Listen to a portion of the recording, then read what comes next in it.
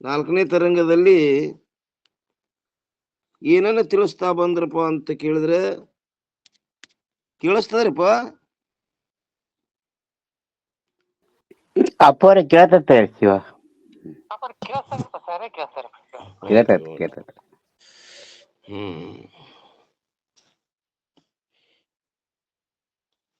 ಅಂದ್ರೆ ಉತ್ತಮ ಅಧಿಕಾರಿ ವಿಷಯವನ್ನು ನಿರೂಪಣೆ ಮಾಡ್ತಾ ಬಂದ್ರು. ನಾವು ಹಿಂದೆ ಏನ್ ನೋಡ್ಕೊಂಡ್ ಬಂದೇವಪ್ಪ ಅಂತ ಕೇಳಿದ್ರೆ 159ನೇ ಅಂಕದಲ್ಲಿ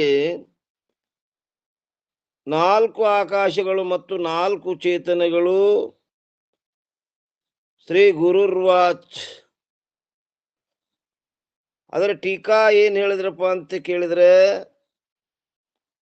ನಿನಗೆ ಯಾವ ಸಂಶಯಗಳು ಉಂಟಾಗಿರುವವು, ಶಿಷ್ಯನಿಗೆ ನೀನೇ ಬ್ರಹ್ಮನಿದ್ದಿ ಅಂದ ಕೂಡ್ಲೆ ಅವನಿಗೆ 3 ಸಂಶಯಗಳು ಉಂಟಾದು. ನೀನೇ ಬ್ರಹ್ಮ ಸ್ವರೂಪ ಇದ್ದಿ ಅಂದ ಕೂಡ್ಲೆ ಏನಾಯ್ತು, 3 ಸಂಶಯಗಳು ಉದಯ ಆದವನಿಗೆ. ಒಂದನೇದ್ದು ಯಾವ್ದಪ್ಪ ಅಂತ ಕೇಳಿದ್ರೆ, ನಾನು ಪುಣ್ಯ ಪಾಪಗಳನ್ನು ಮಾಡವದೀನಿ, ಅವುಗಳ ಫಲವಾದ ಸುಖ ದುಃಖ ಜನ್ಮ ಮರಣವನ್ನು ಭೋಗ್ಸವದೀನಿ. ನನಗೆ ಏನಪ್ಪ ಭ್ರಾಂತಿ ಆಗ್ಯದ, ಆ ಭ್ರಾಂತಿ ನಿರಸನ ಮಾಡ್ಕೋಬೇಕಂತ ನಾ ಜ್ಞಾನವನ್ನು ಹೆಚ್ಚವಾಗಿದ್ದೇನು. ಆದ್ರೆ ಬ್ರಹ್ಮನಲ್ಲಿ ಪುಣ್ಯವಿಲ್ಲ, ಪಾಪವಿಲ್ಲ, ಸುಖ ಇಲ್ಲ, ದುಃಖ ಇಲ್ಲ, ಅವನಿಗೆ ಜನ್ಮ ಇಲ್ಲ, ಮರಣ ಇಲ್ಲ. ನನ್ನ ಮತ್ತು ಬ್ರಹ್ಮನ ಸ್ವರೂಪ ತದ್ ವಿರುದ್ಧದವ, ಹ್ಯಾಂಗ ಏಕತ್ವ ಮಾಡ್ತೀರಿ ಅಂತ ಒಂದು ಸಂಶಯ ಬಂದಿತ್ತು. ಮತ್ತು ಇನ್ನೊಂದೇನಪ್ಪಾ ಅಂತ ಕೇಳಿದ್ರೆ, ದ್ವಾಸುಪರ್ಣ ಜೈಶಾಸಕಾಯ ಅಂತ ಶ್ರುತಿನೇ ಭೇದ ಹೇಳ್ಯದ. ಆ ಬುದ್ಧಿರೂಪ ವೃಕ್ಷದಲ್ಲಿ 2 ಪಕ್ಷಿಗಳದವು, ಒಂದು ಶುದ್ಧದ, ಇನ್ನೊಂದು ಪುಣ್ಯ ಪಾಪಗಳನ್ನು ಮಾಡಿ ಅದರ ಫಲವನ್ನು ಉಣ್ತದ.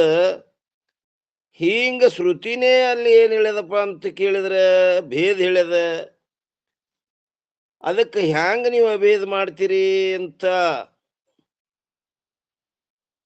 ಮತ್ತು ನಾನಾ ಪ್ರಕಾರವಾಗಿ ಆ ಜೀವನಿಗೂ ಮತ್ತು ಬ್ರಹ್ಮನಿಗೂ ಹಿಂಗ ಇರಲಿಕ್ಕಾಗಿ ಅಭೇದ ಹ್ಯಾಂಗ ಹೇಳ್ತೀರಿ ಅಂತ ಅವನಿಗೆ ಸಂಶಯ ಬಂದಿತ್ತು. ಅದಕ್ಕೆ ಗುರುಗಳನ್ನ ಹೇಳಿದ್ರು, ನಿನಗೆ ಯಾವ ಸಂಶಯಗಳು ಉಂಟಾಗಿರುವವೋ ಅವುಗಳ ನಿಸ್ತಾರ ಅಂದರೆ ನಿರಾಕರಣವು ಯಾವುದರಿಂದ ಆಗುವುದೋ ಆ ವಿಚಾರವನ್ನು ನಾನು ಹೇಳುತ್ತೇನೆ, ನೀನು ಕೇಳು. ಯಾವ ಪ್ರಕಾರ ಒಂದೇ ಆಕಾಶದಲ್ಲಿ ಒಂದು ಘಟಾಕಾಶವು, ಇನ್ನೊಂದು ಜಲಾಕಾಶವು ಮತ್ತು ಮೇಘಾಕಾಶವು ಹಾಗೂ 4ನೇದ್ದು ಮಹಾಕಾಶ ಎಂದು ಹೀಗೆ 4 ಭೇದಗಳಿರುತ್ತವೆಯೋ, ಅದರಂತೆ ಒಂದೇ ಚೇತನವು 4 ಭೇದಗಳಾಗಿರುತ್ತದೆ. ಒಂದು ಕೂಟಸ್ಥ ಚೇತನ ಮತ್ತು 2ನೇದ್ದು ಜೀವಚೇತನ ಹಾಗೂ 3ನೇದ್ದು ಈಶ್ವರ ಚೇತನ ಮತ್ತು 4ನೇದ್ದು ಬ್ರಹ್ಮಚೇತನ. ಅದಕ್ಕೀಗ ಆಕಾಶದ 4 ಭೇದಗಳಂತೆ ಈ 4 ಭೇದಗಳು ಚೇತನದಲ್ಲಿರುತ್ತವೆ.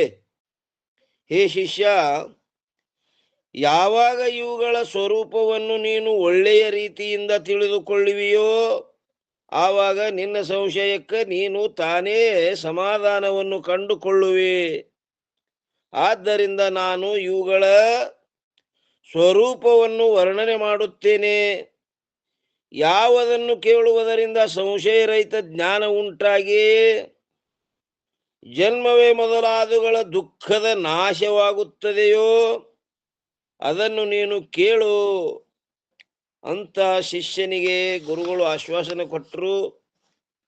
ಇಲ್ಲಿ 160 ಅಂಕದೊಳಗೆ ಏನ್ ಹೇಳ್ತಾರೆ, ಒಂದನೇದ್ದು ಅಥ ಘಟಾಕಾಶ ವರ್ಣನ. ಜಲಪೂರಿತ ಘಟಕ್ಕೂ ಜುದೆ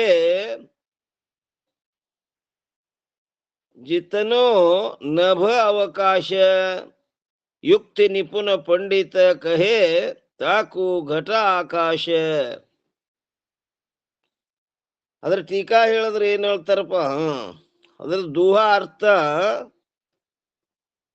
ಯಾವ ಜಲಪೂರಿತ ಅಂದ್ರೆ ನೀರಿನಿಂದ ತುಂಬಿದ ಘಟಕ್ಕೂ ಅಂದ್ರೆ ಕೊಡಕ್ಕೆ ಆಕಾಶವು ಎಷ್ಟು ಅವಕಾಶವನ್ನು ಕೊಟ್ಟಿರುವುದು ಅಂದರೆ ಜಲದಿಂದ ತುಂಬಿದ ಕೊಡವು ಮಹಾಕಾಶದ ಎಷ್ಟು ಭಾಗವನ್ನು ವ್ಯಾಪಿಸಿ ಇರುತ್ತದೆಯೋ ಅದಕ್ಕೆ ಯಾರಪ್ಪ ಅಂದ್ರೆ ಯುಕ್ತಿ ನಿಪುಣ ಅಂದ್ರೆ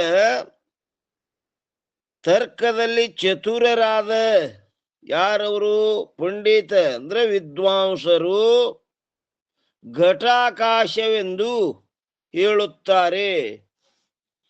ಅದರ ಟೀಕಾ ಏನ್ ಹೇಳ್ತಾರಪ್ಪ ಅಂತ ಕೇಳಿದ್ರೆ, ಹೇ ಶಿಷ್ಯನೇ, ಜಲದಿಂದ ತುಂಬಿ ಘಟಕ್ಕೆ ಆಕಾಶವು ಎಷ್ಟು ಅವಕಾಶವನ್ನು ಕೊಟ್ಟಿರುವುದು ಅಷ್ಟು ಆಕಾಶಕ್ಕೆ ಪಂಡಿತ ಜನರು ಘಟಾಕಾಶವೆಂದು ಹೇಳುತ್ತಾರೆ. ಇನ್ನು 161ನೇ ಅಂಕದಲ್ಲಿ ಎರಡನೇದು ಅಥ ಜಲಾಕಾಶ ವರ್ಣನ ಟಿಪ್ಪಣಿ 1 ನೋಡಿದೇವ್ರಿ. ಇವತ್ತಿನ ದಿವಸ ಏನ್ ಹೇಳ್ತಾರಪ್ಪ ಅಂತ ಕೇಳಿದ್ರೆ 161ನೇ ಅಂಕದಲ್ಲಿ ಎರಡನೇದಾದ ಅಥ ಜಲಾಕಾಶ ವರ್ಣನ.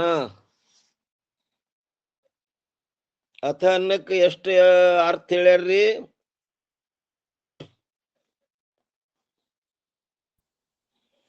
ಓಂ ನಮ ಶಿವಾಯರಪ್ಪರ 5 ರೀ. ಯಾವ್ಯಾವ್ರಿಮ್ಮ? ಪ್ರಾರಂಭ, ಮಂಗಲ ಪ್ರಾರಂಭ, ನಂತರ ಪ್ರಶ್ನೆ, ಸಂಪೂರ್ಣ. ಬರೋಬರಿ 5 ಅರ್ಥ ಹೇಳಿದ್ರು. ಯಾವು? ಮಂಗಲ, ನಂತರ ಪ್ರಾರಂಭ, ಪ್ರಶ್ನೆ, ಪೂರ್ಣ. ಈ ಅಥ ಅನ್ನೋ ಪದಕ್ಕೆ 5 ಅರ್ಥಗಳನ್ನು ಹೇಳಿದ್ದಾರೆ. ಅಥ ಜಲಾಕಾಶ ವರ್ಣನ. ದೋಹ ಏನಂತಾರ ನೋಡ್ರಿ, ಜಲಪೂರಿತ घट में जो पुणे है न बखो आवास ಘಟಾಕಾಶಯುತ ವಿಜ್ಞಜನ ಬಾಕತ ಜಲ ಆಕಾಶ. ಅದರ ಅರ್ಥ ಏನ್ ಹೇಳ್ತಾರಪ್ಪ ಅಂತ ಕೇಳಿದ್ರೆ, ಜಲಪೂರಿತ ಅಂದ್ರೆ ನೀರಿನಿಂದ ತುಂಬಿರುವ ಕೊಡದಲ್ಲಿ ಅಲ್ಲಿ ಏನಂದ ಘಟಾಕಾಶಯುತ ಅಂದ್ರೆ ಘಟಾಕಾಶ ಸಹಿತವಾಗಿ, ಘಟ ಆಕಾಶ ಸಹಿತವಾಗಿ ಅಂದ್ರೆ ಮತ್ತೆ ಆಕಾಶದ ಆಭಾಸವೇ ಅಂದ್ರೆ ಪ್ರತಿಬಿಂಬವಿರುವುದು. ಅದಕ್ಕೆ ವಿಜ್ಞಜನ ಅಂದ್ರೆ ವಿಚಾರವಂತರು ಜಲಾಕಾಶವೆಂದು ಹೇಳುತ್ತಾರೆ. ಟೀಕಾ ನೋಡ್ರಿ ನಂತರ, ಹೇ ಶಿಷ್ಯ, ಜಲದಿಂದ ತುಂಬಿರುವ ಯಾವ ಘಟವಿರುವುದು, ಜಲದಿಂದ ತುಂಬಿರುವ ಯಾವ ಘಟ ಇರುವುದು ಅದರಲ್ಲಿ ನಕ್ಷತ್ರಾದಿ ಸಹಿತವಾಗಿ ಆಕಾಶದ ಪ್ರತಿಬಿಂಬ ಉಂಟಾಗುವುದು. ಆ ಆಕಾಶದ ಪ್ರತಿಬಿಂಬ ಮತ್ತು ಘಟಾಕಾಶಗಳೆರಡಕ್ಕೂ ಕೂಡಿಯೇ ಜಲಾಕಾಶವೆಂದು ಹೇಳಲ್ಪಡುತ್ತದೆ. ಅವೆರಡಕ್ಕೂ ಕೂಡಿನೇ ಜಲದಿಂದ ತುಂಬಿರುವ ಯಾವ ಘಟವಿರುವುದು ಅದರಲ್ಲಿ ನಕ್ಷತ್ರಾದಿ ಸಹಿತವಾಗಿ ಆಕಾಶದ ಪ್ರತಿಬಿಂಬ ಉಂಟಾಗುವುದು.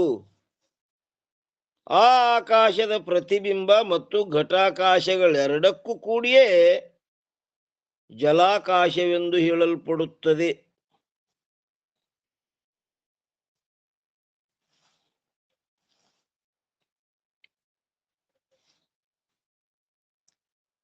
ಜಲದಿಂದ ತುಂಬಿರುವ ಯಾವ ಘಟ ಇರುವುದು, ಜಲ ಎಲ್ಲದ್ರಪ್ಪ ಅದು?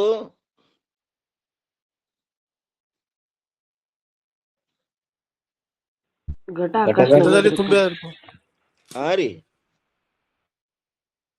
ಘಟ ಆಕಾಶನಾಗ ಅದರಿಪ್ಪ. ಹಾ, ಘಟದಾಗ್ರಿಪ್ಪ. ಘಟದಲ್ಲಿ ಅದ್ರಿ, ಘಟ ಆಕಾಶನಾಗ್ರಿಪ್ಪ. ಘಟದಲ್ಲಿ ಇಲ್ಲ. ಆಕಾಶದಾಗ ಅದ ರೀ. ಹಾ ರೀ, ಘಟ ಆಕಾಶನಾಗ್ರಪ್ಪ ರೀ. ಘಟ ಆಕಾಶದಲ್ಲಿ. ಆ ನೀರಿಗೆ ಅವಕಾಶ ಕೊಟ್ಟರು ಯಾವ್ದಪ್ಪ ಅಂದ್ರೆ ಆಕಾಶ. ಜಲದಿಂದ ತುಂಬಿರುವ ಯಾವ ಘಟ ಇರುವುದು? ಜಲ ಅದಲ್ಲ, ಆ ಜಲಕ್ಕೇನು ಅವಕಾಶ ಕೊಟ್ಟದಲ್ರಿ ಆಕಾಶ. ಆ ಘಟದಲ್ಲಿ ಜಲಕ್ಕ ಅವಕಾಶ ಕೊಟ್ಟದ್ದು ಯಾವುದು? ಘಟ ಆಕಾಶ. ಜಲದಿಂದ ತುಂಬಿರುವ ಯಾವ ಘಟ ಇರುವುದು? ಅದರಲ್ಲಿ ನಕ್ಷತ್ರಾದಿ ಸಹಿತವಾಗಿ ಆಕಾಶದ ಪ್ರತಿಬಿಂಬ ಉಂಟಾಗುವುದು.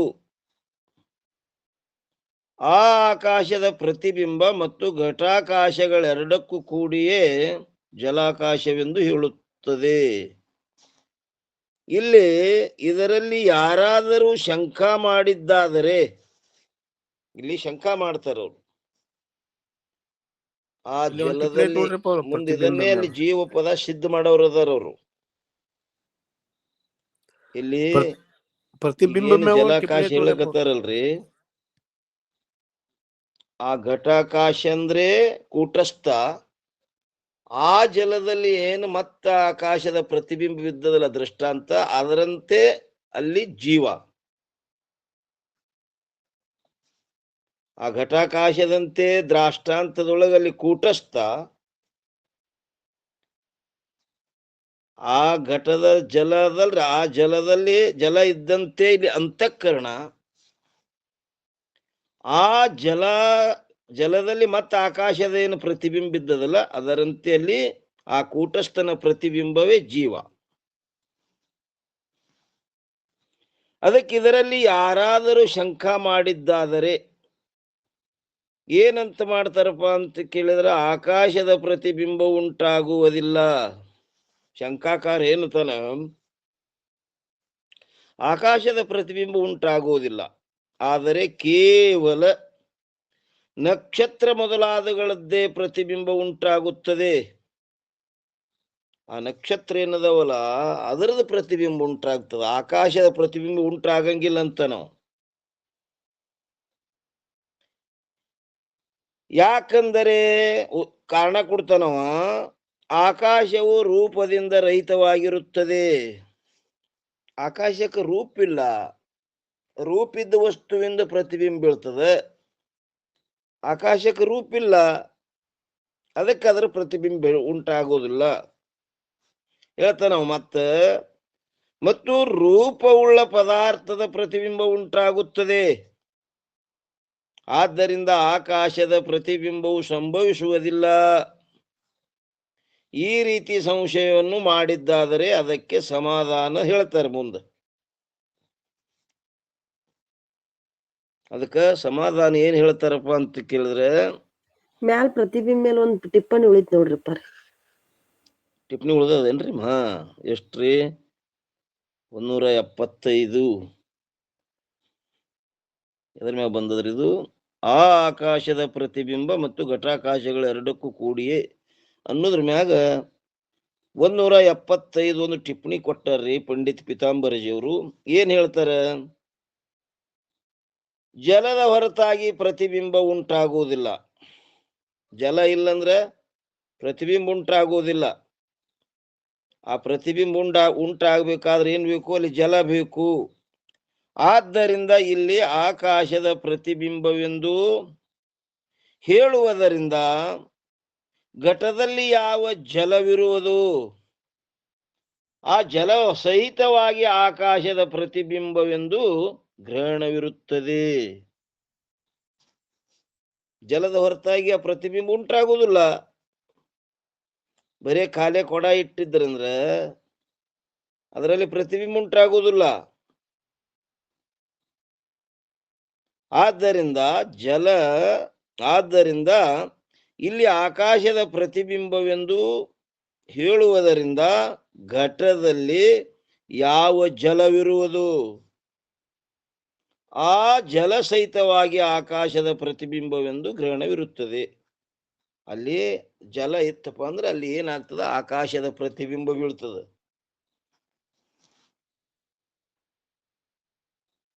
ಜಲ ಸಹಿತವಾಗಿ ಆಕಾಶದ ಪ್ರತಿಬಿಂಬವೆಂದು ಗ್ರಹಣವಿರುತ್ತದೆ. ಅಟ್ಟಿ ಟಿಪ್ಪಣಿ.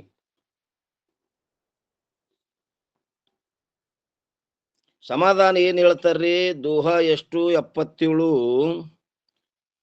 जो जल में आकाश को नहीं प्रतिबिंब लखाई, थोरे में गंभीरता है प्रतीत कही छाई. ಅದ್ರ ಅರ್ಥ ಏನ್ ಹೇಳ್ತಾರ? ಒಂದು ವೇಳೆ ಎಲ್ಲಿ ನೀರಿನಲ್ಲಿ ಆಕಾಶದ ಪ್ರತಿಬಿಂಬವು ತೋರುವುದಿಲ್ಲವೆಂದರೆ ಅದಕ್ಕೆ ಹೇಳ್ತಾರೆ ಅವರು ಸ್ವಲ್ಪವಾದ ನೀರಿನಲ್ಲಿ, ಅಂದ್ರೆ ಗಂಭೀರತ ಅಂದ್ರೆ ಆಳವಾಗಿರುವಂತೆ ಯಾಕೆ ತೋರುತ್ತದಣ್ಣ ಅಂತ ಕೇಳ್ಯಾರ ಅವ್ರಿಗೆ. ಆಕಾಶದ ಪ್ರತಿಬಿಂಬ ನೀ ಬೀಳಂಗಿಲ್ಲ ಅಂತಂದ್ರೆ ಸ್ವಲ್ಪ ನೀರ್ ಎಷ್ಟು ಅದಾವಪ್ಪ ಅಂತ ಕೇಳಿದ್ರೆ ಒಂದು ಪಾದ ಮುಣಗಷ್ಟು ಅಷ್ಟೇ ಅದಾವು, ಒಂದು 6 ಇಂಚ್ ಅಂತ ತಿಳ್ಕೊರಿ. ಅಷ್ಟು ನೀರಿನೊಳಗ ಆಳವಾಗಿ ಒಂದು ಮನುಷ್ಯನ ಪರಿಮಾಣ ಒಂದು ಮನುಷ್ಯನ ಪರಿಮಾಣ ಅಂದ್ರೆ ಅಳತೆ ಅಷ್ಟು ಗುಂಬು ತೋರ್ತದ. ನೀರೆಟ್ಟವ 6 ಇಂಚ್ ಅವು. ಕೇವಲ ಒಂದು 6 ಇಂಚ್ ನೀರಿನೊಳಗ 5 ಫೂಟ್ ಒಂದು ಮನುಷ್ಯ ಪೂರಾ ಆಕಾರ ತೋರ್ತದ. ಅದ್ರೊಳಗ ಅದ್ಯಾಕೆ ತೋರ್ತದ? ಅಷ್ಟು ಆಳವಾಗಿ ತೋರಬಾರ್ದು. ಅಷ್ಟು ಆಳವಾಗಿ ಅವಕಾಶ ಕೊಡುವುದು ಆಕಾಶದ ಸ್ವಭಾವದ. ನೀರರೇ 6 ಇಂಚ್ ಅದಾವ ಬರೀ. ಸ್ವಲ್ಪವಾದ ನೀರಿನಲ್ಲಿ ಗಂಭೀರತೆ ಅಂದ್ರೆ ಆಳವಾಗಿರುವಂತೆ ಯಾಕೆ ತೋರ್ತದಪ್ಪ ಅಂತ ಕೇಳ್ಯಾರ ಅವರು. ತೋರ್ಬಾರ್ದಿಂದ. ದೋಹ ಏನಂತಾರ ನೋಡ್ರಿ? ಯಾತೆ ಜಲಮೇ ವೇಮಕೋ ಲಖಿ ಆಭಾಸ ಸುಜಾನ್, ರೂಪರಹಿತ ಜಮೆ ಶಬ್ದತೆ ಹೊಯ್ ಪ್ರತಿಧ್ವನಿ ಕೋ ಭಾನ್. 78ನೇ ದೋಹದ ಅರ್ಥ ಹೇಳ್ತಾರೆ ಈಗ. ಆದ್ದರಿಂದ ಮತ್ತೊಂದು ಉದಾಹರಣೆ ಕೊಡ್ಲಿಕತ್ತಾರ ಅವನಿಗೆ. ಹೇ ಜಾಣನೆ, ಯಾವ ಪ್ರಕಾರ ರೂಪರಹಿತ ಅಂದ್ರೆ ರೂಪವಿಲ್ಲದ ಶಬ್ದದಿಂದ, ಶಬ್ದಕ್ಕೆ ಏನಾರೆ ಆಕಾರದೇನು? ಶಬ್ದಕ್ಕೆ ಆಕಾರ ಇಲ್ಲ. ಅದಕ್ಕೆ ಪ್ರತಿಧ್ವನಿಯು, ಆ ಪ್ರತಿಧ್ವನಿಯ ಆಕಾರ ಏನದ ತೋರುತ್ತದೆಯೋ ಅದೇ ಪ್ರಕಾರ ಎಲ್ಲಪ್ಪ ಅಂದ್ರೆ ಜಲದಲ್ಲಿ ಆಕಾಶದ ಪ್ರತಿಬಿಂಬವು ತೋರುತ್ತದೆ.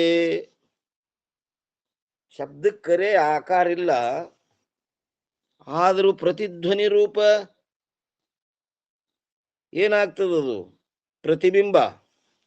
ಪ್ರತಿಧ್ವನಿ ರೂಪ ಪ್ರತಿಬಿಂಬ ಬೀಳ್ತದಿಲ್ಲ ನೋಡ್ರಿ. ಗೋಳು ಗುಂಟದಾಗ ಹೋಗಿ ಒಮ್ಮ ಓಮ್ ಅನ್ರಿ ನೀವು 5-6-7 ಸಲ ಅಂತದು. ಶಬ್ದಕ್ಕ ರೂಪ ಇಲ್ಲ. ರೂಪ ಇಲ್ಲ ಅಂದ್ರೂ ಸಹಿತ ಪ್ರತಿಧ್ವನಿ ರೂಪ ಏನಾಗ್ತದದು? ಹೇಳ್ತದ. ಪ್ರತಿಧ್ವನಿ ಆಕಾರ ಇಲ್ಲ ಅಂದ್ರೂ ಸಹಿತ ಅದರದು ಪ್ರತಿಧ್ವನಿ ರೂಪ ಆಕಾರ ತೋರ್ತದ. ಅದಕ್ಕೆ ಟೀಕಾನ್ ಹೇಳ್ತಾರ್ರಿ, ಒಂದು ವೇಳೆ ಜಲದಲ್ಲಿ ಆಕಾಶದ ಪ್ರತಿಬಿಂಬ ಉಂಟಾಗುವುದಿಲ್ಲವೆಂದರೆ ಪಾದದ ಪರಿಮಾಣ ಕೇವಲ ಪಾದ ಮುಳುಗುವಷ್ಟಿರುವ ನೀರಿನಲ್ಲಿ ಮನುಷ್ಯ ಪರಿಮಾಣದ ಗಂಭೀರತೆಯು ತೋರುವುದು, ಅಷ್ಟಾಳವು ತೋರುವುದು. ಹಾಗಾದರೆ ಅದು ತೋರಬಾರದಾಗಿತ್ತು. ನೀರರೇ 6 ಇಂಚ್ ಅದ, ಒಂದು ಪಾದ ಮುಣುಗಟ್ಟು. ಆದ್ರೆ ಒಂದು ಮನುಷ್ಯ ಪೂರಾ ಮುಣುಗದಂಗ ಅಲ್ಲಿ ಆ ನೀರಾಗಿದ್ದಂಗ ಕಾಣಿಸ್ತದ. ಅವಕಾಶ ಕೊಟ್ಟದ್ದು ಅದು ಆಕಾಶನೇ ಅಲ್ಲಿ, ಅಟ್ಟು ತೋರಬಾರ್ದ.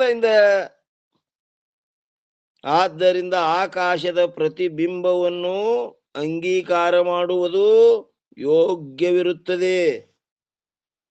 ನೀ ಇಲ್ಲಂತ ಹೇಳ್ತಿಯಲ್ಲ, ಇಲ್ಲಂದ್ರೆ ಅಷ್ಟು ಆಳವಾದ ಅಳತೆ ಅಲ್ಲಿ ತೋರ್ಬಾರ್ದಪ್ಪ. ತೋರ್ತದಂದ್ರೆ ಆಕಾಶದ ಪ್ರತಿಬಿಂಬ ಅದ, ರೂಪರಹಿತ ಇದ್ರು ಸಹಿತ ಅದ್ರದ್ದು ಅವಕಾಶ ಏನು ಕೊಟ್ಟದಲ್ಲ ಅಲ್ಲಿ ಅದ ಅದು. ಇನ್ನ ಬೇರೊಬ್ಬರು ಹೇಳುತ್ತಾರೆ ಏನು, ರೂಪರಹಿತವಾದ ಪದಾರ್ಥದ ಪ್ರತಿಬಿಂಬ ಉಂಟಾಗುವುದಿಲ್ಲ, ಈ ನೇಮವೇನು ಇರುವುದಿಲ್ಲ. ಆ ರೂಪ ಉಳ್ಳ ಪದಾರ್ಥದ್ದೇ ಪ್ರತಿಬಿಂಬ ಬೀಳ್ಬೇಕಂತ ಹಿಂಗೆ ನೇಮಿಲ್ಲ. ಯಾಕೆಂದರೆ ಏನ್ ಹೇಳ್ತಾರೆ ನೋಡ್ರಿ, ರೂಪರಹಿತವಾಗಲ್ಪಟ್ಟ ಯಾವ ಶಬ್ದವಿರುವುದು, ಶಬ್ದಕ್ಕ ಏನು ರೂಪಿಲ್ಲ, ಆದರೂ ಪ್ರತಿಧ್ವನಿಯು ಆ ಶಬ್ದದ ಪ್ರತಿಬಿಂಬವಿರುತ್ತದೆ. ಆ ಪ್ರತಿಧ್ವನಿ ಏನದ, ಅದು ಶಬ್ದದ ಪ್ರತಿಬಿಂಬದ. ಆದ್ದರಿಂದ ರೂಪರಹಿತವಾಗಲ್ಪಟ್ಟ ಯಾವ ಆಕಾಶವಿದೆ ಇರುವುದು, ಅದಾದರೂ ಪ್ರತಿಬಿಂಬವು ಸಂಭವಿಸುತ್ತದೆ. ಆ ಪ್ರತಿಧ್ವನಿ ರೂಪ ಪ್ರತಿಬಿಂಬ ಹೇಳ್ತದ, ಅದು ಹೇಳ್ಬಾರ್ದಾಗಿತ್ತ ಇಂದ.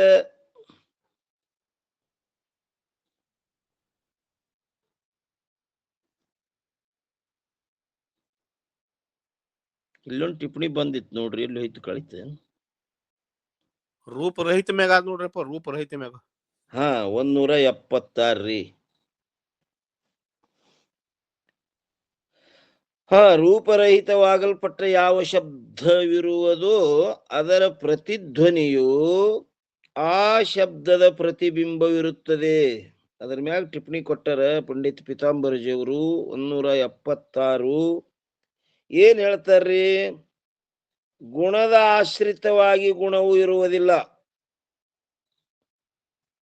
ಗುಣದ ಆಶ್ರಿತನೇ ಗುಣ ಇರ್ತದನಂದ್ರೆ ಇರುವುದಿಲ್ಲ.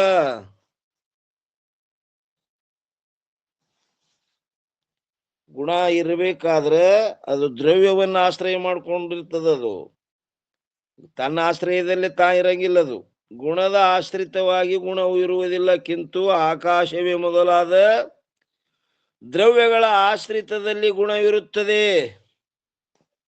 ಆಕಾಶ ದ್ರವ್ಯದ, ಆ ದ್ರವ್ಯದ ಆಶ್ರಿತ ಗುಣ ಅದ. ಶಬ್ದಕ್ಕನಬೇಕು ಗುಣ, ಅದಕ್ಕೆ ಆಶ್ರಯ ಕೊಟ್ಟದಕ್ಕನಬೇಕು ದ್ರವ್ಯ. ಗುಣದ ಆಶ್ರಿತವಾಗಿ ಗುಣವು ಇರುವುದಿಲ್ಲ, ಕಿಂತು ಆಕಾಶವೇ ಮೊದಲಾದ ದ್ರವ್ಯಗಳ ಆಶ್ರಿತದಲ್ಲಿ ಗುಣವಿರುತ್ತದೆ. ಮೊದಲಾದಂದ್ರ ಈ ಹೂವಿನ ಆ ಬಣ್ಣನ್ರಿ, ಅದು ಒಂದು ದ್ರವ್ಯವನ್ನ ಆಶ್ರಯ ಮಾಡ್ಕೊಂಡಿರ್ತದೆ, ಸ್ವತಂತ್ರ ಇರಂಗಿಲ್ಲ. ಅದು ಗುಣದ ಆಶ್ರಿತವಾಗಿ ಗುಣವು ಇರುವುದಿಲ್ಲ, ಕಿಂತು ಆಕಾಶವೇ ಮೊದಲಾದ ದ್ರವ್ಯಗಳ ಆಶ್ರಿತದಲ್ಲಿ ಗುಣವಿರುತ್ತದೆ. ಈ ನೇಮದಿಂದ ನೀಲಿ, ಹಳದಿ ಮೊದಲಾದ ರಂಗಮಯವಾದ ಯಾವ ರೂಪವಿರುವವೋ ಅವು ರೂಪ ಗುಣದ ಅನಾಶ್ರಿತವಾಗಿರುವುದರಿಂದ, ಇನ್ನೊಂದರ ಆಶ್ರಯದಲ್ಲಿ ಅವು ರೂಪರಹಿತವಿರುತ್ತವೆ. ಆ ರೂಪರಹಿತವಾದ ನೀಲಿ ಪೀತಾದಿ ರಂಗಗಳು ದರ್ಪಣವೇ ಮೊದಲಾದ ಸ್ವಚ್ಛ ಉಪಾಧಿಗಳಲ್ಲಿ ಪ್ರತಿಬಿಂಬ ಉಂಟಾಗುತ್ತವೆ. ಅದರಂತೆ ರೂಪರಹಿತ ಆಕಾಶದ ಹಾಗೂ ರೂಪರಹಿತ ಚೇತನದ ಪ್ರತಿಬಿಂಬವು ಸಂಭವಿಸುತ್ತದೆ. ಆ ರೂಪ ಉಳ್ಳುದ್ದೇ ಬೀಳ್ತದ. ನೀ ಏನ್ ನೇಮ್ ಹಾಕಿದೆಲ್ಲ ಅದೇನ್ ನೇಮಿಲ್ಲ. ರೂಪರಹಿತ ವಸ್ತುವಿಂದು ಪ್ರತಿಬಿಂಬ ಉಂಟಾಗ್ತದೆ. ಯಾಕಂದ್ರೆ ಅದು ಗುಣದ ಆಶ್ರಯದಲ್ಲೇ ಇರಂಗಿಲ್ಲ. ಅದಕ್ಕೆ ದ್ರವ್ಯ ಒಂದು ಆಶ್ರಯ ಬೇಕಾಗ್ತದೆ. ಶಬ್ದ ಗುಣ ಅದ, ಆಕಾಶವನ್ನ ಆಶ್ರಯ ಮಾಡ್ಕೊಂಡದದು ದ್ರವ್ಯ. ರೂಪರಹಿತವಾಗಲ್ಪಟ್ಟ ಯಾವ ಶಬ್ದವಿರುವುದೋ ಅದರ ಪ್ರತಿಧ್ವನಿಯು ಆ ಶಬ್ದದ ಪ್ರತಿಬಿಂಬವಿರುತ್ತದೆ. ಆದ್ದರಿಂದ ರೂಪರಹಿತವಾಗಲ್ಪಟ್ಟ ಯಾವ ಆಕಾಶವಿರುವುದು ಅದರದಾದರೂ ಪ್ರತಿಬಿಂಬವು ಸಂಭವಿಸುತ್ತದೆ.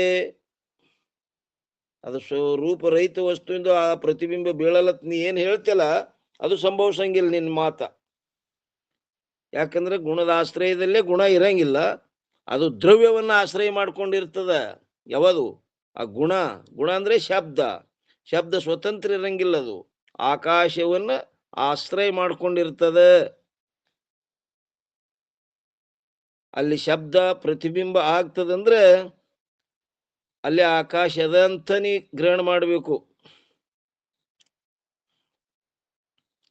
ಇನ್ನ 176ನೇ ಅಂಕದಲ್ಲಿ 3ನೇದಾದ ಅಥ ಮೇಘಾಕಾಶ ವರ್ಣನ. ದುಹಾ ಏನಂತಾರಿ? ಯೋ ಮೇಘ ಹಿ ಅವಕಾಶ ದೇ ಪುನಿ ತಾಮೇ ಆಭಾಸ್ ತಿನ ದೋನಂಕೋ ಕಹತ ಹೊಯ್ ಬುಧ ಜನ ಮೇಘಾಕಾಶ. ಅದ್ರ ಅರ್ಥ ಏನ್ ಹೇಳ್ತಾರಪ್ಪ? ಯಾವುದು ಮೇಘಕ್ಕೆ ಅಂದ್ರೆ ಕಪ್ಪು ಮೋಡಿಗೆ ಅವಕಾಶವನ್ನು ಕೊಟ್ಟಿರುವುದು. ಆ ಮೋಡ್ ಇರ್ಬೇಕಾದ್ರ ಅವಕಾಶ ಕೊಟ್ಟದ ಅದಕ್ಕೆ. ಆ ಆಕಾಶ ಪುನಿ ಮತ್ತು ಅದರಲ್ಲಿ ಮೇಘದಲ್ಲಿ ಉಂಟಾದ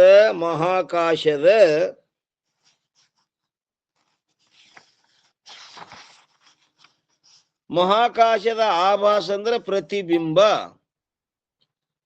ತಿನಿ ದೋನಕೋ ಇವು ಎರಡಕ್ಕೂ ಕೂಡಿಯೇ ಬುಧ ಜನ ಅಂದ್ರೆ ಪಂಡಿತರಾದವರು ಮೇಘಾಕಾಶವೆಂದು ಕಹತ್ ಹೊಯ್ ಅಂದ್ರೆ ಹೇಳುತ್ತಲಿರುವರು, ಮೇಸುತ್ತಲಿರುವರು ಅಂತ ಹೇಳ್ಯಾರ್ರಿ. ಅಂದ್ರೆ ಹೇಳುತ್ತಲಿರುವರು. ಟೀಕಾ ನೋಡ್ರಿ ಏನಂತಾರ? ಮೇಘವೆಂದರೆ ಯಾವ ಕಪ್ಪು ಮೋಡವಿರುವುದು ಅದಕ್ಕೆ ಯಾವ ಆಕಾಶವು ಅವಕಾಶವನ್ನು ಕೊಟ್ಟಿರುತ್ತದೆಯೋ. ಆ ಮೋಡಕ್ಕ ಆಕಾಶ ಏನ್ ಮಾಡ್ಯದ? ಅವಕಾಶ ಕೊಟ್ಟದ. ಆ ಆಕಾಶವು ಮತ್ತು ಮೇಘದ ಜಲದಲ್ಲಿ. ಅವಕಾಶ ಅಂದ್ರೆ ಏನ್ರಿ? ಅವಕಾಶದ ಲಕ್ಷಣ ಏನದ? ಸ್ಥಿತಿ और पसरने का नाम अवकाश है ಅಂತ ಹೇಳಿ ಇನ್ನೊಂದು ಪದ ಸೇರಿಸ್ಬೇಕ್ರಿ ನೀವು ಅದ್ರಾಗ. ಏನೋ ಬಿಟ್ಟಿರಪ್ಪ. ಹರಡುದಕ್ಕೆ ಮತ್ತೆ ಇರುವಿಕೆಗೆ ಯಾವುದು ಅವಕಾಶ ಕೊಟ್ಟದ?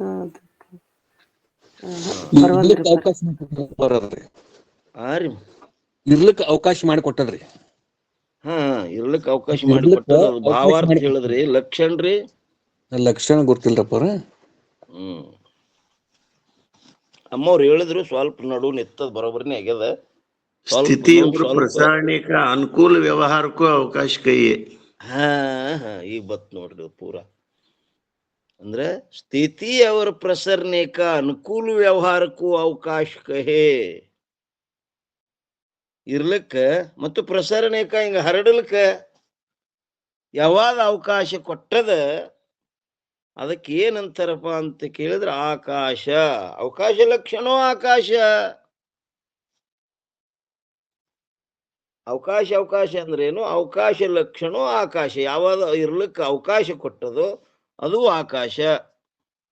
ಇನ್ನು ಅವಕಾಶ ಅಂದ್ರೆ ಏನಪ್ಪಾ ಅಂದ್ರೆ ಸ್ಥಿತಿ ಅವ್ರ ಪ್ರಸರಣೇಕ ಅನುಕೂಲ ವ್ಯವಹಾರಕ್ಕೂ ಅವಕಾಶ ಕಹೇ. ಹಿಂಗ ಅನುಕೂಲ, ಅದಕ್ಕೆ ವ್ಯವಹಾರಕ್ಕೆ ಅನುಕೂಲ ಮಾಡಿ ಕೊಟ್ಟಿರ್ಬೇಕದು.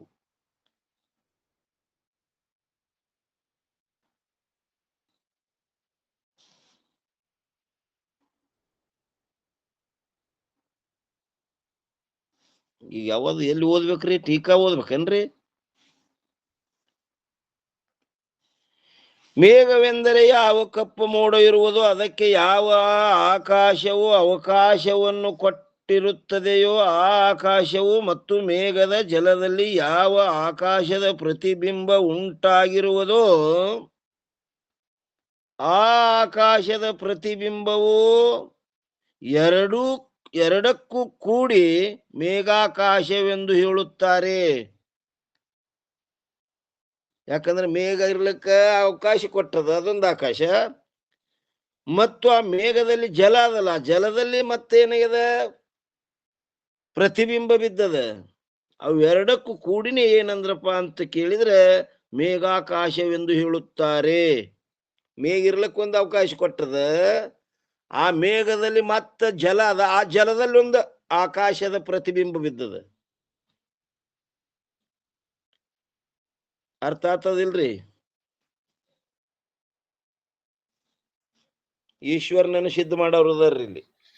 ಮೇಘಕ್ಕೂ ಅಂದ್ರ ಮೋಡಕ್ಕೂ ಅವಕಾಶ ಕೊಟ್ಟದ್ರಿ, ಮತ್ತ ಆ ಮೇಘದಲ್ಲಿದ್ದಂತ ಜಲಕ್ಕೂ ಅವಕಾಶ ಕೊಟ್ಟದ್, ಇವೆರಡಕ್ಕೂ. ಹಾ, ಮತ್ತ ಆ ಜಲದಲ್ಲಿ ಆಕಾಶದ ಪ್ರತಿಬಿಂಬನು ಬಿದ್ದದ್ರಿ. ಮೂರ್ ಆಕಾವೇನ್ರಪ್ಪ ಹಂಗಾರ? ಆ ಮೂರ್ ಜಲದಲ್ಲಿ ಆಗುದಿಲ್ರಿ. ಈಗ ಮೇಘ ಮೇಘ ಮತ್ತು ಇರ್ಲಿಕ್ಕೆ ಜಲ. ಒಂದು ಆಕಾಶ, ಆ ಮೇಘದ ಜಲದಲ್ಲಿ ಒಂದು ಆಕಾಶದ ಪ್ರತಿಬಿಂಬ. ಮೇಘದ ಅಂದ್ರೆ ಮೇಘದಲ್ಲಿ ಜಲ ಅದಿಲ್ರಿ, ಹ್ಞೂ ತಿಳಿತ್ರಿ. ಆ ಆಕಾಶ, ಎರಡು ಜಲದಲ್ಲಿ ಆಕಾಶ. ಮತ್ತ ಆಕಾಶದ ಪ್ರತಿಬಿಂಬ ಎರಡಕ್ಕೂ ಕೂಡಿನೇ ಏನಂದ್ರಪ್ಪ ಅಂತ ಕೇಳಿದ್ರೆ ಮೇಘಾಕಾಶ.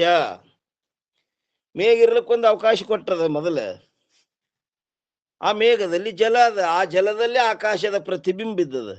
ಅವು ಎರಡೂ ಕೂಡಿನೇ ಏನಂತಾರಪ್ಪ ಅಂತ ಕೇಳಿದ್ರೆ ಮೇಘಾಕಾಶ.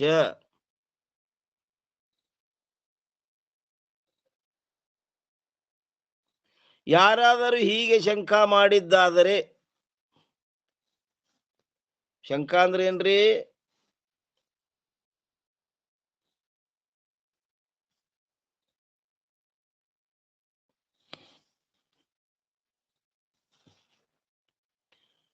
ಶಂಕ ಅಂದ್ರೆ ಸಂಶಯ, ಆರೋಪ, ಶಂಕ. ಯಾರಾದರೂ ಹೀಗೆ ಶಂಕ ಮಾಡಿದ್ದಾದರೆ, ಯಾವ ಮೇಘಗಳೇನೋ ಆಕಾಶದಲ್ಲಿ ಇರುತ್ತವೆ, ಅವುಗಳಲ್ಲಿಯ ಜಲವನ್ನು ಮತ್ತು ಆಕಾಶದ ಪ್ರತಿಬಿಂಬವನ್ನು ನೋಡಲಾರದ ಹೊರತು ಹೇಗೆ ತಿಳಿದುಕೊಳ್ಳಲು ಬರುತ್ತದೆ? ನೀವೇ ನೋಡಿರೇನ್ರಿ ಅಂತನ್ರಿ ಅವ. ಯಾರಾದರೂ ಹೀಗೆ ಶಂಕ ಮಾಡಿದ್ದಾದರೆ ಏನಂತ? ಯಾವ ಮೇಘಗಳೇನೋ ಆಕಾಶದಲ್ಲಿ ಇರುತ್ತವೆ, ಮೇಘ ಆಕಾಶದಲ್ಲಿ ಕಾಣಿಸ್ತವ, ಅವುಗಳಲ್ಲಿಯ ಜಲವನ್ನು ಮತ್ತು ಆಕಾಶದ ಪ್ರತಿಬಿಂಬವನ್ನು ಯಾರು ನೋಡಿರಪ್ಪ? ನೋಡಲಾರದ ಹೊರತು ಹೇಗೆ ತಿಳಿದುಕೊಳ್ಳಲು ಬರುತ್ತದೆ? ಅದು ನೋಡಿಲ್ಲ ಹೇಳ್ತೀರಿ ಅಂದ್ರ ನೋಡ್ಲಾರ್ದ ಹೇಳಕ್ ಬರ್ತದೇನ್ರಿ? ಬರುದಿಲ್ಲ ಅಂತ ನಾವು. ಅಪ್ಪಾಜಿ, ಹ್ಞೂನ್ರಿ.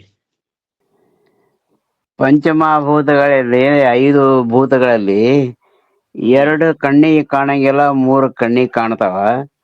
ಮತ್ತ ಹೌದ್ರಿ. ಕಣ್ಣಿಗೆ ಕಾಣ್ಲಿಲ್ಲಪ್ಪ ಅಂತಂದ್ರ ಅವಕ್ಕ ಬಣ್ಣ ಅಂತ ಹ್ಯಾಂಗ ಗುರುತು ಹಿಡಿದ್ರಿ? ಮತ್ತೆ ನೀಲಿ ಅಂತ ಆಕಾಶ?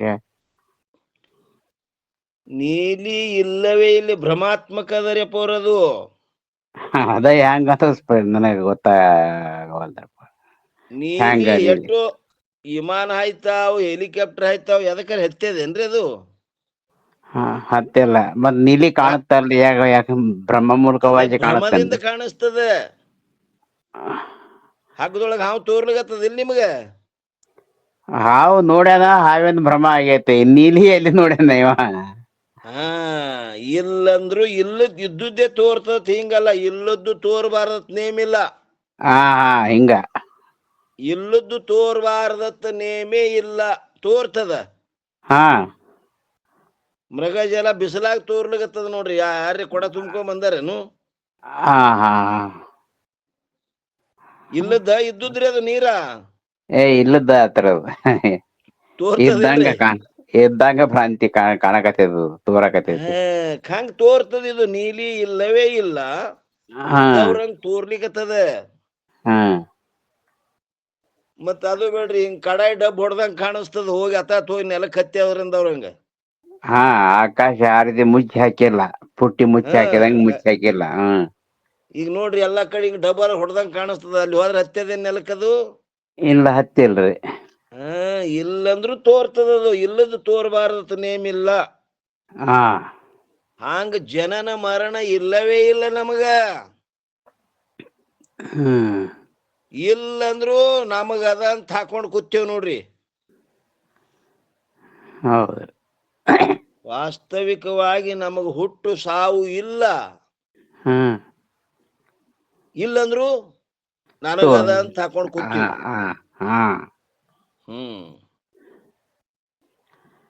ನಾ ಸಾಯ್ತೀನಿ ಹುಡ್ತೀನಿ ಅಂತ ಸಾಯ್ತೀನಿ ಹುಡ್ತೀನಿ ಅಂತಾನವ. ಅಂತಾನ. ಯಾರಾದರೂ ಹೀಗೆ ಶಂಕ ಮಾಡಿದ್ದಾದರೆ, ಯಾವ ಮೇಘಗಳೇನೋ ಆಕಾಶದಲ್ಲಿ ಇರುತ್ತವೆ, ಅವುಗಳಲ್ಲಿಯ ಜಲವನ್ನು ಮತ್ತು ಆಕಾಶದ ಪ್ರತಿಬಿಂಬವನ್ನು ನೋಡಲಾರದ ಹೊರತು ಹೇಗೆ ತಿಳಿದುಕೊಳ್ಳಲು ಬರುತ್ತದೆ? ಹಿಂಗ ಶಂಕ ಮಾಡ್ಯಾನ್ರಿ ಅವ ಪೂರ್ವ ಪಕ್ಷಿ. ಆಕಾಶದಲ್ಲಿ ಮೋಡೇನೋ ಕಾಣಿಸ್ತದ, ಅದು ಅದ ಅಲ್ಲಕ್ ಬರ್ತದ. ಅದ್ರಾಗ ಮತ್ತ ನೀರ, ಅದ್ರ ನೀರ್ನಾಗ ಮತ್ತ ಆಕಾಶದ ಪ್ರತಿಬಿಂಬ ನೋಡ್ಲಾರ್ದ ಹೆಂಗ್ ಹೇಳ್ತೀರಿ ಅಂತ ನಾವು. ಇದಕ್ಕೆ ಸಮಾಧಾನದ ದುವಾ ಹೇಳ್ತಾರ್ರಿ. 80 ಏನಂತಾರಿಲ್ಲಿ?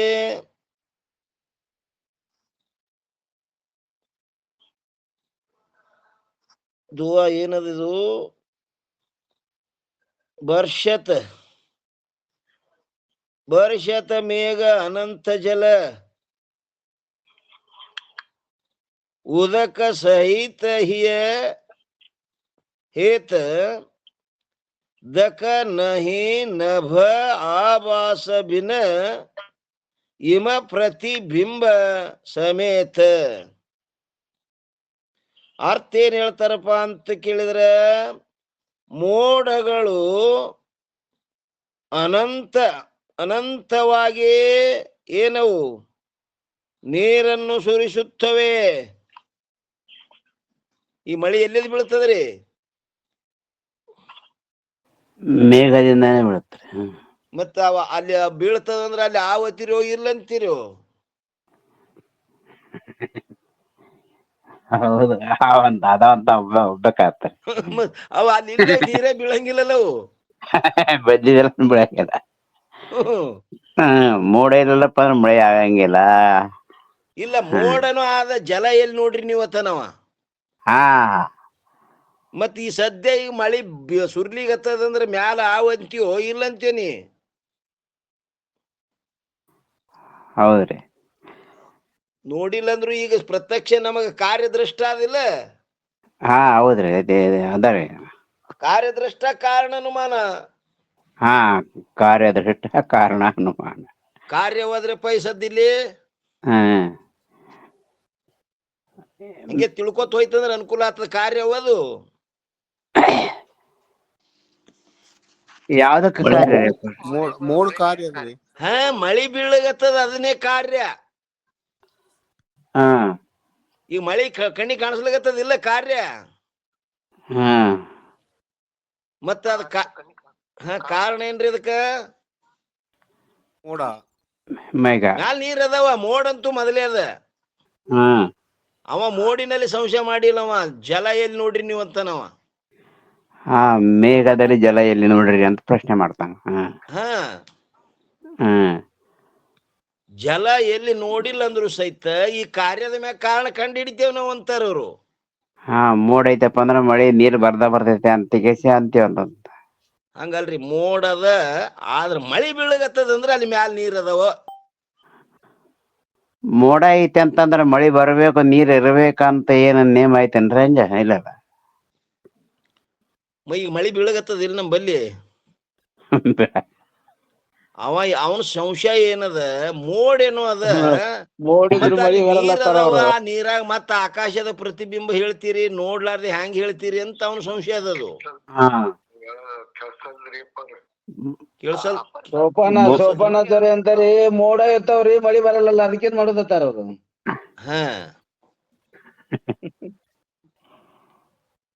ಮೋಡ ಇರ್ತದ, ಮಳಿ ಬರಂಗಿಲ್ಲ ಅಂದ್ರೆ ಅಲ್ಲಿ ತುಂಬ್ಕೊಂಡು ಕೂತಿರ್ತದ. ಅದಕ್ಕೆ ಇನ್ನೂ ಉಪಕರಣ ತಂಪ ಗಾಳಿ ಬಡದಿಲ್ಲ ಅದಕ್ಕ. ಅದು ಗಾಳಿ ಅಪೇಕ್ಷೆ ಮಾಡ್ತದ, ಅಲ್ಲಿ ಯಾಕೆ ಬೀಳಂಗಿಲ್ಲ ಅಂದ್ರ ಸಹಕಾರಿ ಕಾರಣ ಪೂರ್ತಿ ಆಗಿಲ್ಲ ಅಂತ ಹೇಳ್ಬೇಕೇನ್ರಿ ಅದಕ್ಕೆ? ಕೇಳ್ಸಲ್ರಿ ಅಣ್ಣರೇ ಪೂಜಾರಿ? ಕೇಳ್ಸಲ್ದೇನ್ರಿಪ್ಪ? ಕೇಳ್ತದ. ಇನ್ನೊಮ್ಮೆ ಲೆಫ್ಟ್ ಆಗಿ ಬರ್ರಿ. ಆದ್ರೆ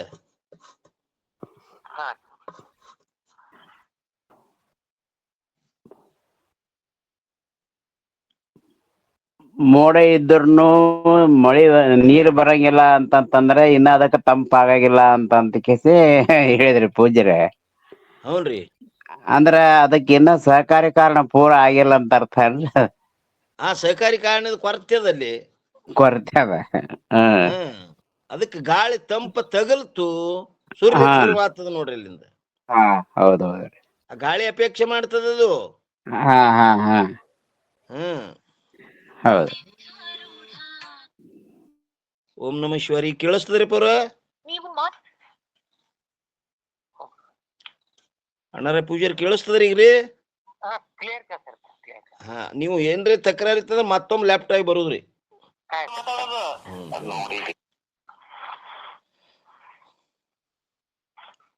ಮೋಡಗಳು ಅನಂತ ಜಲ ಅನಂತವಾಗಿ ನೀರನ್ನು ಏನ್ ಮಾಡ್ತಾವಪ್ಪ ಅಂತ ಕೇಳಿದ್ರೆ ಬರ್ಷತ್ ಸುರಿಸುತ್ತವೆ. ಆ ನೀರ್ ಬೀಳ್ತಾವ ಅಂದ್ರ ಮ್ಯಾಲ ನೀರ್ ಅದಾವ ಅಂತ ತಿಳ್ಕೊಳ್ಳೋದ್ನಿ. ನೋಡಿಲ್ಲ ಅಂದ್ರು ಅನುಮಾನ ಪ್ರಮಾಣದಿಂದ ಸಿದ್ಧದ. ಹೌದೌದ್ರಿ. ಕಾರ್ಯದೃಷ್ಟ ಕಾರಣ ಅನುಮಾನ್. ಕಾರ್ಯದೃಷ್ಟ ಕಾರಣ ಅನುಮಾನ. ಈಗ ಪನೋಳಗಿಲೆ ನೀರ್ ಬೀಳ್ತಾವಂದ್ರ ಮ್ಯಾಳ್ಗಿ ಮ್ಯಾ ನೀರ್ ಅದಾವ ಅಂತೇವಿಲ್ ನಾವು. ಕರೆಕ್ಟ್ ಅಂತ ಒಪ್ಪದೆ ಬೀಳ್ತಾವ, ಮ್ಯಾಲಿದ್ರೆ ಬೀಳ್ತಾವ ನೀರ್. ಮ್ಯಾಲ ಇಲ್ಲದ ನೀರೇ ಬೀಳಂಗಿಲ್ಲ ಇಲ್ಲಿ. ಹೌದ್ರಿ. ಅದಕ್ಕೆ ಹೇಳ್ತಾರಲ್ರಿ, ಮೇಘಗಳು ಹ್ಯಾಂಗದಪ್ಪ ಅಂತ ಕೇಳಿದ್ರೆ ಅನಂತವಾಗಿ ಜಲವನ್ನು ಸುರಿಸುತ್ತವೆ. ಈ ಕಾರಣದಿಂದ ಮೇಘಗಳು ಉದಕ ಅಂದ್ರ ಸಹಿತ ಜಲದಿಂದ ಕೂಡಿಕೊಂಡಿರುವವು. ಆ ಮೇಘದ ಅಂದ್ರೆ ಅಲ್ಲಿ ನೀರ್ ಅದಾವ ಅಂತ ಸಿದ್ಧ. ಆಕಾಶದ ಪ್ರತಿಬಿಂಬ ಇಲ್ಲದೆ ನೀರು ಇರುವುದಿಲ್ಲ. ಆಕಾಶ ಅಲ್ಲಿ ಅದಕ್ಕಪ್ಪ ಅವಕಾಶ ಕೊಟ್ಟಿಲ್ಲ ಅಂದ್ರೆ ನೀರು ಇರಂಗೇ ಇಲ್ಲ ಅಲ್ಲಿ. ಆ ನೀರ್ ಇರ್ಬೇಕಾದ್ರ ಅವಕಾಶ ಬೇಕಿಲ್ರಿ ಅದಕ್ಕ. ನೀರ ಅಲ್ಲೆಲ್ಲಿ ಆಕಾಶ ನೋಡ್ರಿ ತಂದಿದ್ದವ. ಆ ಆಕಾಶದ ಅಂತೇಳಿನೇ ನೀರ್ ಅದಾವ ಅಲ್ಲಿ.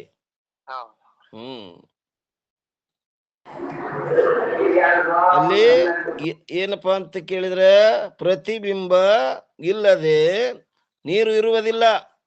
ಆಕಾಶದ ಪ್ರತಿಬಿಂಬ ಇಲ್ಲದೆ ನೀರು ಇರುವುದಿಲ್ಲ. ಅಂದರೆ ನೀರಿನಲ್ಲಿ ಆಕಾಶದ ಪ್ರತಿಬಿಂಬವು ಸಹಜವಾಗಿರುತ್ತದೆ. ಎಲ್ಲಿ ನೀರದಲ್ಲಿ ಆಕಾಶದ ಪ್ರತಿಬಿಂಬ ಸಹಜವಾಗಿ ಅದದು. ಇದರಿಂದ ಮೇಘಗಳು ಪ್ರತಿಬಿಂಬ ಅಂದ್ರೆ ಆಕಾಶದ ಪ್ರತಿಬಿಂಬ ಸಹಿತವಾಗಿಯೇ ಇರುವವು. ಟೀಕಾ ಏನ್ ಹೇಳ್ತಾರ ನೋಡ್ರಿ. ಯದ್ಯಪಿ ಮೇಘದಲ್ಲಿ ಜಲ ಮತ್ತು ಆಕಾಶದ ಪ್ರತಿಬಿಂಬವು ಪ್ರತ್ಯಕ್ಷವಿರುವುದಿಲ್ಲ. ಯಾವ ಯದ್ಯಪಿಗಾರ ಏನಂತನ್ರಿ, ಮೇಘದಲ್ಲಿ ಜಲ ಮತ್ತು ಆಕಾಶದ ಪ್ರತಿಬಿಂಬವು ಪ್ರತ್ಯಕ್ಷವಿರುವುದಿಲ್ಲ. ಅದಕ್ಕೆ ತಥಾಪಿ ಸಮಾಧಾನಕಾರ ಏನ್ ಹೇಳ್ತಾರ, ಅನುಮಾನದಿಂದ ತಿಳಿದುಕೊಳ್ಳಲಿಕ್ಕೆ ಬರುತ್ತದೆ. ಪ್ರತ್ಯಕ್ಷ ಇಲ್ಲಂದ್ರು ಅನುಮಾನದಿಂದ ತಿಳ್ಕೊಳಕ್ ಬರ್ತದ. ಈಗ ಮಳಿ ಬೀಳಗತ್ತದಂದ್ರೆ ಮ್ಯಾಲ ನೀರ್ ಅದಾವು. ಇದು ಗಟ್ಟಿ ನೋಡ್ರಿ, ಗಟ್ಟಿ. ಇನ್ನ ಒಂದೇ ಕಡ ಮೇಘವು ಯಾವಾಗಲೂ ಜಲದ ವೃಷ್ಟಿಯನ್ನು ಮಾಡುತ್ತದೆ. ಆದ್ದರಿಂದ ಈಗ ಕಪ್ಪು ಮೋಡ ಬಂದಂದ್ರೆ ಏನಪ್ಪಾ ಇವತ್ತು ಬೀಳ್ತದ ನೋಡಿದ ಅತ್ತೇವಿಲ್ರಿ ನಾವು. ಮೇಘವು ಯಾವಾಗಲೂ ಜಲದ ವೃಷ್ಟಿಯನ್ನು ಮಾಡುತ್ತದೆ. ಆದ್ದರಿಂದ ಮೇಘದಲ್ಲಿ ಜಲವಿರುತ್ತದೆ ಎಂಬ ಅನುಮಾನವಾಗುತ್ತದೆ. ಒಂದು ವೇಳೆ ಮೇಘದಲ್ಲಿ ಜಲವು ಇಲ್ಲದಿದ್ದರೆ ಜಲದ ವೃಷ್ಟಿಯು ಮೇಘದಿಂದ ಆಗುತ್ತಿರಲಿಲ್ಲ. ಆ ಮಳಿ ನೀರೇ ಬೀಳ್ತಿತ್ಲ ಇಂದ ಅಲ್ಲಿ ಇದ್ದಿತ್ಲಂದ್ರ. ಮತ್ತು ಇನ್ನು ಎರಡನೆಯ ಕಡೆ, ಮೇಘದಲ್ಲಿ ಯಾವ ಜಲವಿದೆಯೋ ಅದು ಆಕಾಶದ ಪ್ರತಿಬಿಂಬ ಸಹಿತವಾಗಿರುತ್ತದೆ. ಯಾಕೆಂದರೆ ಜಲವು ಆಕಾಶದ ಪ್ರತಿಬಿಂಬವಿಲ್ಲದೆ ಇರುವುದೇ ಇಲ್ಲ. ಆ ಜಲ ಸ್ವತಂತ್ರ ಇರ್ಲಿಕ್ಕೆ ಬರಂಗಿಲ್ಲ, ಅಲ್ಲಿ ಆಕಾಶದ ಪ್ರತಿಬಿಂಬ ಆದ ಹೇಳಿ ಜಲ ಅದಲ್ಲಿ. ಆದ್ದರಿಂದ ಮೇಘದಲ್ಲಿ ಯಾವ ಜಲವಿರುತ್ತದೆಯೋ ಅದಾದರೂ ಆಕಾಶದ ಪ್ರತಿಬಿಂಬ ಉಳ್ಳದ್ದಾಗಿರುತ್ತದೆ. ಈ ರೀತಿಯಿಂದ ಮೇಘದಲ್ಲಿಯ ಜಲದ ಮತ್ತು ಆಕಾಶದ ಪ್ರತಿಬಿಂಬದ ಅನುಮಾನವಾಗುತ್ತದೆ. ಅಲ್ಲಿ ನೀರದ ಅಂದ್ರೆ ಅದು ಆ ನೀರಿಗೆ ಆಕಾಶ ಕೊಟ್ಟದಂತ ಸಿದ್ಧ. ಸ್ವತಂತ್ರ ಇರಂಗಿಲ್ಲ, ಅದು ಆಕಾಶದ ಅವಕಾಶ ತಗೊಂಡೇ ಇರ್ಬೇಕಾಗ್ತದ ಪ್ರತಿಯೊಂದು ವಸ್ತು. ಅದಕ್ಕೆ ಉದಕ ಮತ್ತು ದಕ ಇವೆರಡೂ ಜಲದ ಹೆಸರುಗಳಿರುತ್ತವೆ. ಉದಕ ಅಂದ್ರು ನೀರ, ದಕ ಅಂದ್ರು ನೀರ.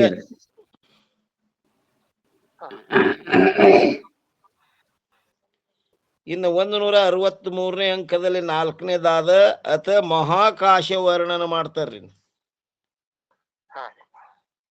ಮಹಾಕಾಶ ಎದಕ್ಕಂತಾರಪ್ಪ ಅಂತ ಕೇಳಿದ್ರೆ ಹೇಳ್ತಾರ ಅವರು, ದುಹ 81 ಬಾಯರ ಭೀತರ ಏಕರಸ ವ್ಯಾಪಕ ಜೋ ನಭರೂಪ ಮಹಾಕಾಶ ತಾಕೋ ಕಹೆ ಕೋವಿದ ಬುದ್ಧಿ ಅನೂಪ. ಕೋವಿದ ಅಂದ್ರ ಪಂಡಿತರು. ಇದಕ್ಕ ಮಹಾಕಾಶ ಏನ್ರಿ? ಹೆಂಗಿರೋದಕ್ಕ?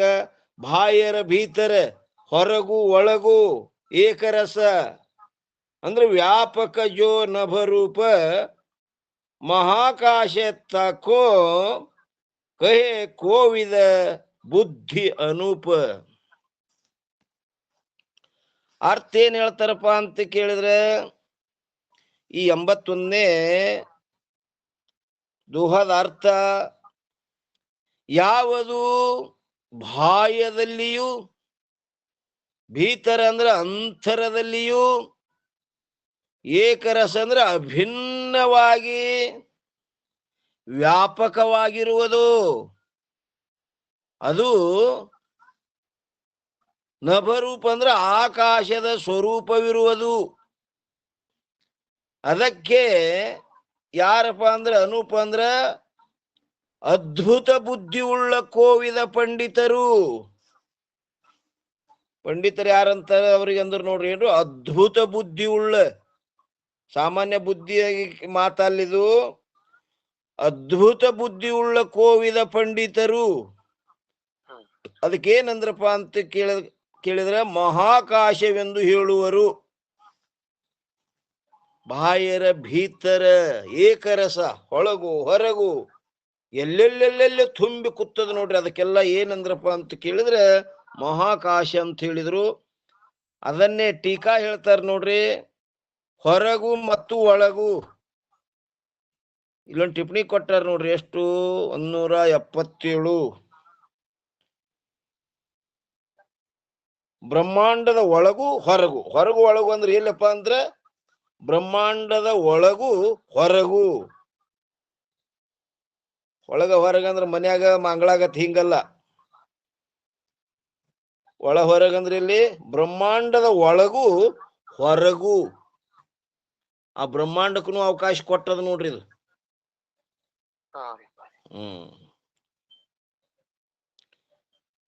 ಟೀಕಾ ಏನ್ ಹೇಳ್ತಾರ ನೋಡ್ರಿ, ಹೊರಗು ಮತ್ತು ಒಳಗು ಸರ್ವದರಲ್ಲಿ ಏಕರಸವಾಗಿ ವ್ಯಾಪಕವಾದ ಯಾವ ನಭ ಅಂದರೆ ಆಕಾಶದ ಸ್ವರೂಪವಿರುತ್ತದೆಯೋ ಅದಕ್ಕೆ ಅನೂಪ ಅಂದರೆ ಅದ್ಭುತ ಬುದ್ಧಿ ಉಳ್ಳ ಪಂಡಿತರು.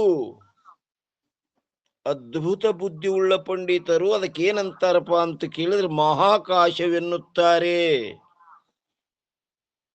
ಅದ್ಭುತ ಬುದ್ಧಿ ಉಳ್ಳ ಪಂಡಿತರು. ಸಾಮಾನ್ಯ ಬುದ್ಧಿ ಮಾತಲ್ಲಿದು. ಪಂಡಿತರು ಪಂಡಿತರಂದ್ರೆ ಯಾರಿಗಂತಾರ್ರಿ? ಪರಸ್ತ್ರೀ ಮಾತೃವತ್ ಹೇಳ್ರಿ ಬರೋಬ್ರದ್ ಹೇಳ್ರಿ. ಪರಸ್ತ್ರೀ ಮಾತೃವತ್ ಪರದ್ರವ್ಯ ಲೋಷ್ಟವತ್ ಸರ್ವಭೂತ ಆತ್ಮವತ್ ಯಶ ಪಶ್ಯತಿ ಸ ಪಂಡಿತ. ಪಂಡಿತ. ಪರಸ್ತ್ರೀ ಮಾತೃವತ್ ಅಂದ್ರ ಇನ್ನೊಬ್ರು ಹೆಣ್ಮಕ್ಳು ತಾಯಿ ಸಮಾನ. ಪರಸ್ತ್ರೀ ಮಾತೃವತ್ ಪರದ್ರವ್ಯ ಲೋಷ್ಟವತ್. ಲೋಷ್ಟ ಅಂದ್ರೆ ಮಣ್ಣು ಹೆಂಟಿ. ಮಣ್ಣು ಹೆಂಟಿ ಸಮಾನವಾಗಿ ತಿಳಿಬೇಕು ಅವರು. ಪರದ್ರವ್ಯ ಪರಸ್ತ್ರೀ ಮಾತೃವತ್ ಪರದ್ರವ್ಯ ಲೋಷ್ಟವತ್ ಸರ್ವಭೂತ ಆತ್ಮವತ್. ಸರ್ವಭೂತ ಏನದಾವ ಅವೆಲ್ಲ ಆತ್ಮ ಸ್ವರೂಪದವು. ಈ ರೀತಿ ಯಾವನ ತಿಳುವಳಿಕೆ ಅದ ಅವ್ರಿಗೆ ಪಂಡಿತರು ಅಂತ ಕರಿತಾರ್ರಿ. ಅವ್ರಿಗೆ ಆತ್ಮಬುದ್ಧಿಜಂ ಪಾಂಡ ಸ ಪಂಡಿತ. ಆತ್ಮನೇ ನಾನಿದ್ದೇನಂತ ಯಾರ ಬುದ್ಧಿ ಆಗ್ಯದೋ ಅವರು ಪಂಡಿತರು.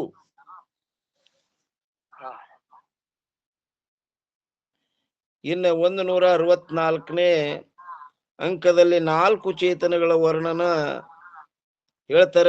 ಆ ವಿಷಯ ಮತ್ತೆ ನಾಳಿನ ದಿವಸ ನಾವು ನೀವು ವಿಚಾರ ಮಾಡೋಣ್ರಿ. ಇಲ್ಲಿಯ ಪರ್ಯಂತರ ಸದ್ಗುರುಗಳ